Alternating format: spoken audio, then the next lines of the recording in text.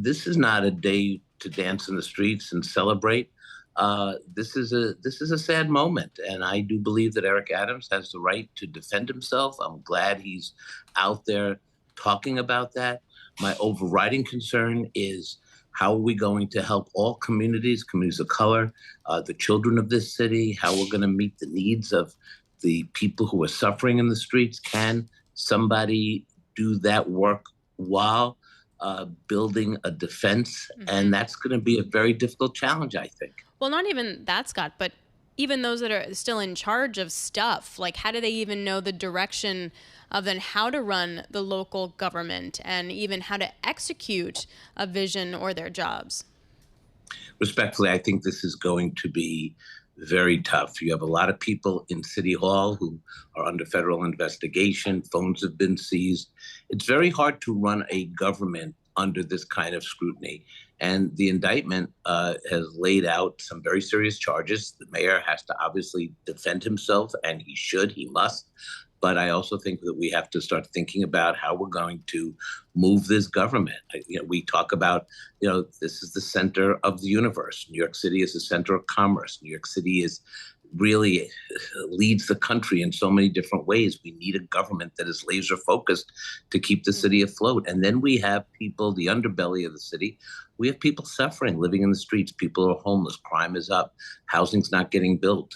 When I was exploring running for mayor back in January, it really wasn't about these investigations. It was about the city not doing what it needed to do governmentally to meet the needs of our people. That now becomes exasperated because we have nobody who can be laser focused on delivering for the people of the city and for the business community and for our children, our babies, who we are charged with the responsibility of raising as a village. Scott, so you would have served, if you were still comptroller, you would have served on this inability committee. That's a job that will fall to Brad Lander, who is also running for mayor. Tell me what, you know a lot about the city charter. What do you know about how this works? The mayor, of course, gets to appoint somebody who will be on his behalf. Do you think that we'll see the mayor resign? And if not, do you think there'll be a push for him to step down either from the governor or from this inability committee?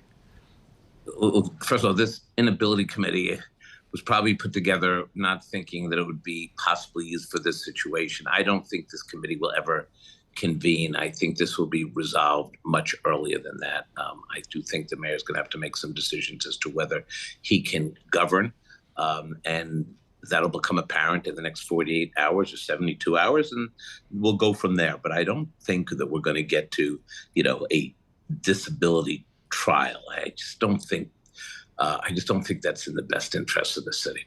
Just to be clear, Scott, you think Mayor Adams should resign immediately?